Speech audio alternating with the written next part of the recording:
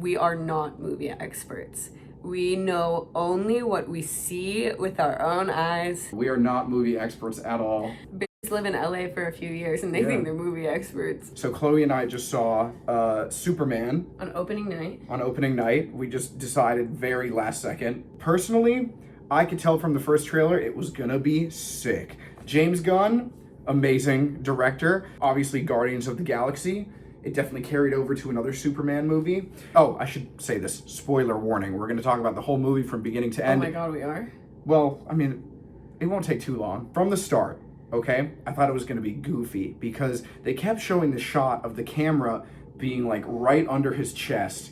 That just means you didn't see all the trailers because a lot of the trailers I didn't. really intense. I try to avoid the trailers because they give away too much. You know what remind me of? Have you seen, not Shazam, Black Adam? Dwayne "The Rock" Johnson? Oh, wait, yes, I did. Yeah, and there was a big meme of him flying through the air, and it was the exact same camera shot that showed him, like, flying like that. His arms are at his side. He's just using, like, his power to... I don't think any of the Superman trailers gave away too much. I think they all just showed, like, bits and flashes of how, like, epic the fights are and stuff. The first trailer I saw was just the first scene of the movie where he was in the snow. Yeah. I don't know. I'm not used to doing movie reviews. I guess we can talk about Superman as a character in itself. Extremely likable. The whole, like, he doesn't kill, he's out to do good. Like, it is very believable. The more you learn about him, the more you realize, like, wow, he is genuinely a nice guy who wants to save people. It's hard to, like, kind of, you know, you go into the movie, you probably know who Superman is. But then you learn more about him in the sense that, like, one scene that I did think felt a bit rushed was when he goes back to his parents' house. They're nursing him back to health. He spends the night, and his dad John, they have like a little heart to heart, and he says the most basic line in my opinion, but it was sweet. He says to him, he's like, "You are defined by your actions and your choices." And he then he starts other stuff too. I also disagreed with this. I thought it kind of served the exact purpose it needed, and I did cry during it. Yeah. I thought it was a bit cheesy, but it also helped ingrain into the fact that, oh, they're trying to say that, you know, father raised his son, he probably ends up like his father. He calls him what, like mush, right? His wife, like his Superman's mom calls her husband mush. Yeah. And right then it's very believable. It's like, oh, that makes sense why he's sappy. He's just like his dad. He's a sappy old farmer. I guess we can go over the strength and the power. You made a good point. I wish he used his laser vision a bit more. Yeah. There was a really dope laser eye scene though. Yeah. But I like when Superman killed everyone and did a bunch of death really quick all over the place. That didn't happen. There was actually okay. Even though there are many scenes that show like the metropolis being absolutely demolished, like buildings are falling over, it's assumed that thousands of people are dying. Like there's a whole tear in reality. You know what they say when you assume? Makes an ass of you and me. The whole city gets torn in half. But they evacuated the city before. Yeah, but there are definitely people that are there. You know, they show shots of people in the Daily Planet. Even the lady getting on the bus got her turtles out. Yeah, that's true. So, yeah, there was a scene where people were evacuating, and I think they wanted to emphasize that everybody and their pets, they got out. However, there was also a scene in the Daily Planet where they're more worried about the story rather than evacuating. And what I was going to say with that is that while it's heavily implied that like they don't show any deaths on screen, the buildings falling over, you can just let your mind do that. There was one death in the whole movie, and his name was Molly. Was it Ollie or? Oh. Yeah. This is definitely a huge spoiler. That's why I said spoilers. This one was heartbreaking. There were two deaths. There was the second one that you were kind of like, yes. Oh, right. Yeah. Okay. So was his name Molly? Do you remember? I think it was. Okay, so he was just a local from the city that Superman saved one day that like happened off screen, and while Superman is fighting this monster, he didn't even save him. Molly, the vendor guy, gave him a free meal one day. Oh. That was their only connection. Okay, yeah. And one day, Or yeah, during one of the fight scenes, Superman is fighting off this big dragon thing, and then he gets flown to the freaking ground, and Molly goes up to him and tries helping him up. And he's just like, face. You saved us, now it's time for me to save you. And it's just like, oh, that guy's nice. But then later on, Lex Luthor brings him in, and he starts playing Russian roulette with the gun, being like, tell me everything you know. And he kills him, right? Well, it was even doubly heartbreaking because like he has the gun to his head, and he's like, I have no family, don't tell them anything, let them kill me. And I'm like, yeah, and just that, like, I thought that was powerful. It goes to show you, we know nothing about this character. He was in 2 scenes before this. Strangers are willing to die for Superman, though. Literally, yeah, they made it seem believable. Like, I like that the story was very established in the first few text shots. They have this whole, like, scene where it's like, this was 30 years ago, 3 years ago, 3 months ago, and it kind of gives, like, the background of the where Superman is now, like, what the story is currently. So I think they did a good job of implying that the people love him. Like, there are people that are there. I think we have not addressed how impactful the dog was. Krypto, key player. And I think that could not have been done better. Well, that's a lie. I think it made the movie. Like, I think it made the movie. But I also think if I see one more fucking movie where they're torturing a dog, I can't take it, bro. Yeah. I can't take it. Yeah. Being allergic to dogs, I will admit, somewhat, what? You want them to be tortured? No. Somewhat afraid of them. And the thing that Krypto does in that movie, it made me even more afraid. Okay. He's like he's a dog with superpowers, strong enough to fight Superman. Not fight him, but like, you know, push him around. Yeah, it's horrifying. And then they say that he's not very well trained. You know, it's just a freak accident waiting to happen. But he was very likable. But he's so cute. He's a crazy dog. He's cute. Yeah, he's like he jumps around and stuff. But he comes in handy here and there. I feel like they did it.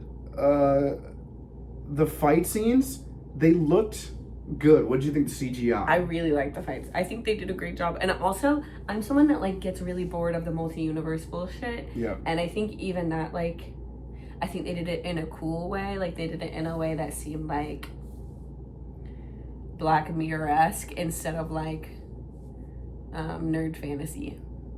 Yeah, if you want to make Lex Luthor versus Superman, there's definitely going to be a bunch of contraptions involved.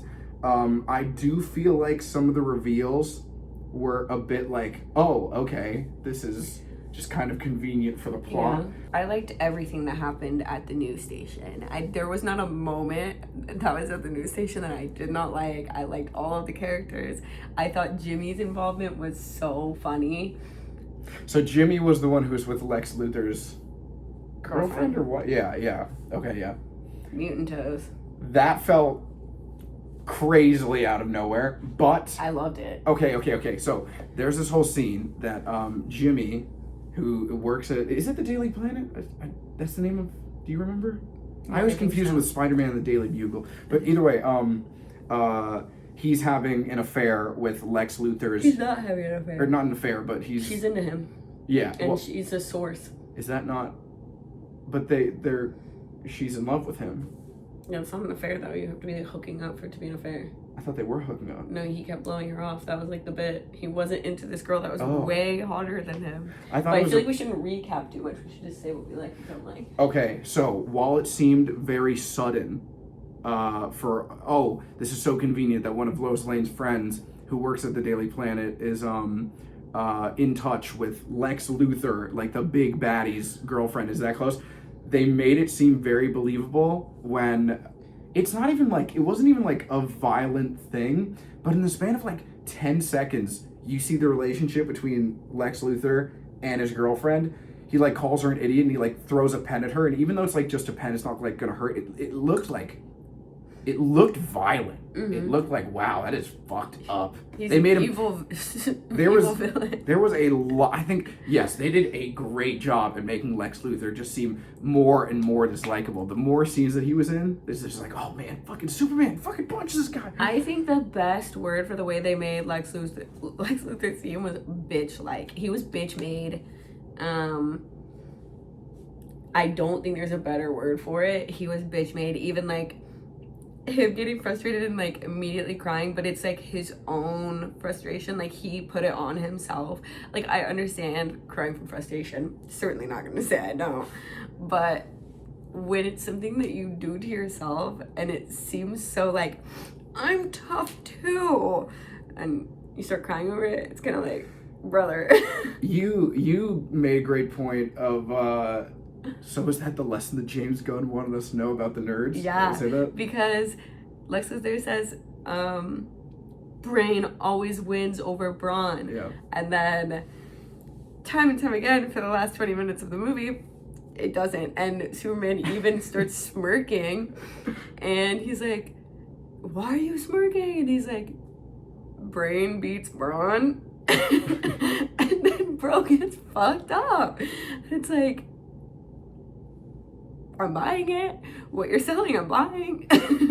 But by the, I mean, we've said spoiler alert, so that I'm assuming if you watch this far, you either don't care about spoilers or you've already seen the movie. The fact that the dumb, dopey dog who's not trained, it ends up being him that like... Brainless dog, like the dumbest dog. That breaks Lex Luthor's arm, and then it's just like, oh, you said brain beats brawn? Then you nerd. It's like, that's what I think is funny. Shut up, nerd. Exactly, yeah. We're gonna have to censor Shut up, it. nerd. That's what I think movies are doing a lot nowadays, is that when they make a character so dislikable, it's like, it's comparing it to another superhero movie, Loki in the original Avengers.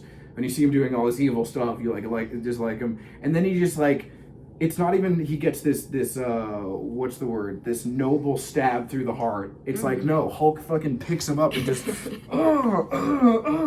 like, it's that, but it has the same energy of just seeing the dog like just carrying him around. He like breaks his arm, you see him like bashing his head into the floor. It's hilarious, and it's like, yes, that's amazing. Yes. I love Superman so much. I always have. To be fair, this is definitely my favorite interpretation I've seen.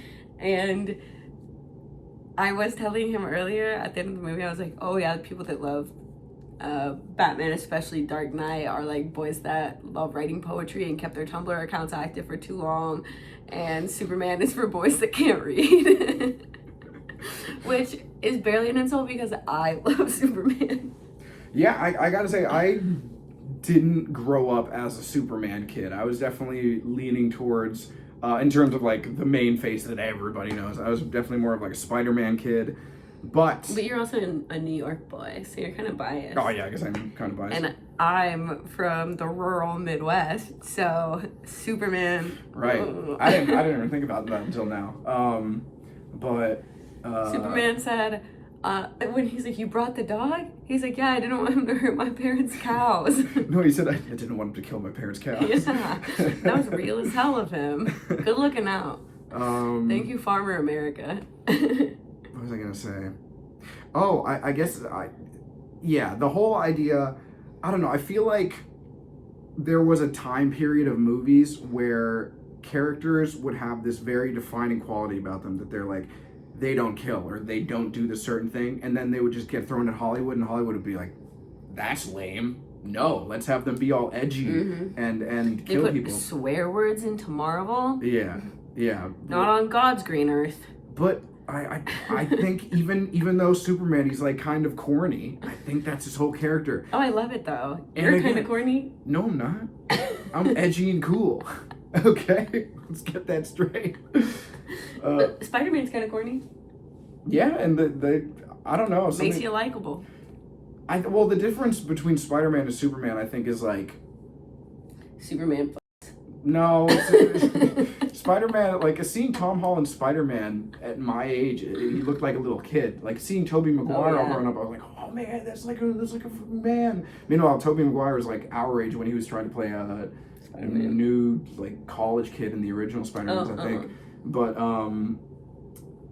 yeah, he's a man in his 30s, I believe, in this integration of Superman. Just like and you. He's just, I'm not in my 30s yet. It's super likable, just his little Superman even. Yeah, his little catchphrases, they don't come off as cheesy. It seems like he's that character. What else is there to talk about? Huge fan. Fight scenes. Oh, I thought I was not going to like Lois Lane. as well. The first scene, I was kind of like, why is she an op?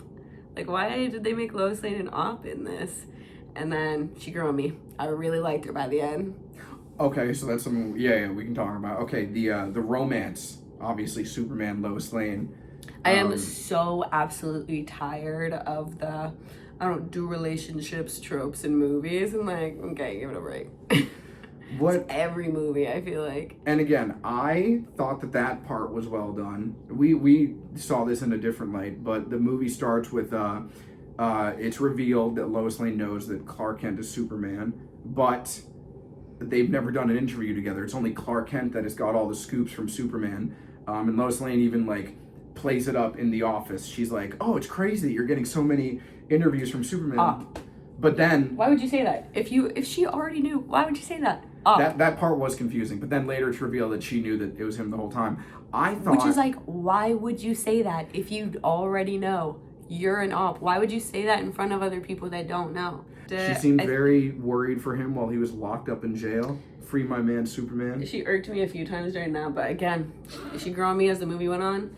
But like so they bring in the Justice Squad, and one of the characters, the coolest character, Mr. Terrific, yep, comes in and he's like helping her, whatever, and he's like, "We can go save your boyfriend." And she's like, "Well, he's not my boyfriend." Shut up. Shut up. Again, I think that was her being like not used to being like, "Oh, I'm risking giving away my partner's identity." You don't have to be used to something to shut up about it. And you can quote me on that. I'm just trying to defend her. I liked her by the end, but it was like the first, like the part where she is so resistant to this very loving relationship is so tired to me. Like that dialogue of one person in a relationship being so loving and trusting and the other one just being mean. It's hard to put yourself in her shoes because it's like, it's a character, it's a movie, it's a story. But the whole plot line that he had this message from his parents that's just like, protect Earth. But then later Lex Luthor uncovers that there was more to that message, and they basically tell him, control Earth, make them all your bitch. And get a bunch of wives and make a ton of mutant Yeah, babies. they say that. And honestly, kind of good advice. He has better genes than any man on Earth. Like, when you really think about it, they were kind of doing Earth a solid. Okay. Well, either way, if I'm Lois Lane in that position, I get kind of nervous too. And she was just being mean to him. I thought she was being mean. She was setting him up for failure. She literally like wanted a scoop and was taking advantage. She was even telling him like, "You're not off the record," and making it super personal. And I'm like, okay, girl, give it a break. Sure. They're going to a military base and she approaches the superheroes. She approaches the Justice League. They don't find her. And she doesn't. This is becoming the Lois Lane review. This is the Lois Lane review. So we've covered romance, fight scenes, CGI. Justice Squad is what we need to talk about. Oh, okay. I guess cameos that set up the world. Mr. Terrific was terrific. Yep.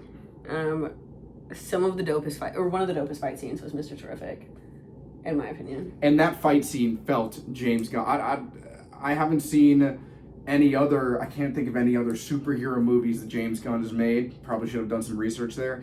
But the one fight scene with Mr. Terrific at the base camp where he's just like throwing his his spheres, and they're just like knocking everybody to the ground and like bashing their skulls in and shit. That sounds a lot more violent than it is. But it felt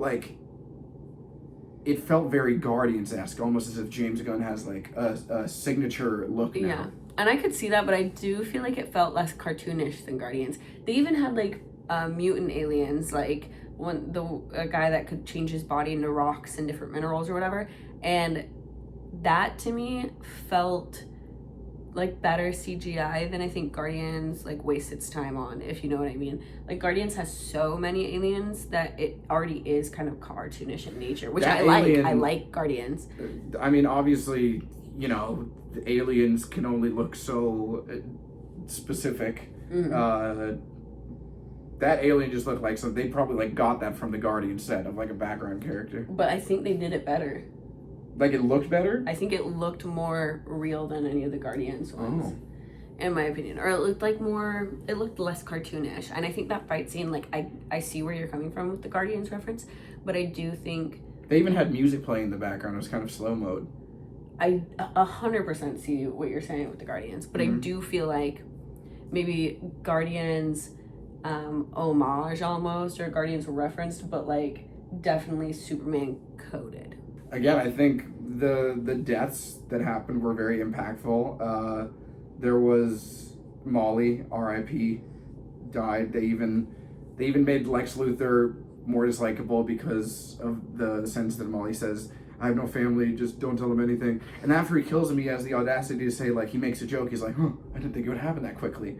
Story-wise, I think there are a few things that felt a little, like, pushed in. But I think eventually their, like, ultimate role... The two things that I'm referring to is, one, Jimmy. That felt like out of nowhere. But then once I saw the scene of, like, Lex Luthor clearly not having any feelings for his girlfriend, just having her there, it was just like, that was believable. And then also, I don't know if this might be a hot take, but just the pocket dimension, that was just thrown in there, right? Yeah. It just felt like, but then once I saw what they actually did in the pocket dimension, like there's a scene where there's I don't even know how to retell this, but there's this river that's anti-protons, and it's leading to like a black hole. Like ultimately being in the pocket dimension, you can't do a scene like that on Earth. Like Superman is going through the river being attacked by Lex Luthor's goons, the security prison guards, and he's holding a baby the whole time. And even then he's holding the baby above the river. And meanwhile, the river, it looks like Minecraft blocks, but it looked good. It was like entertaining to see this like absurd battle, but the whole time is like sticking to Superman. It's like he's keeping the baby safe the whole time. I'm guarding this baby. Yeah, it's like he's not like throwing the baby around. It's like too unbelievable. It's like he's struggling. He's very much in pain, and he's still like keeping the baby alive. It was cool. One of your 3 main points?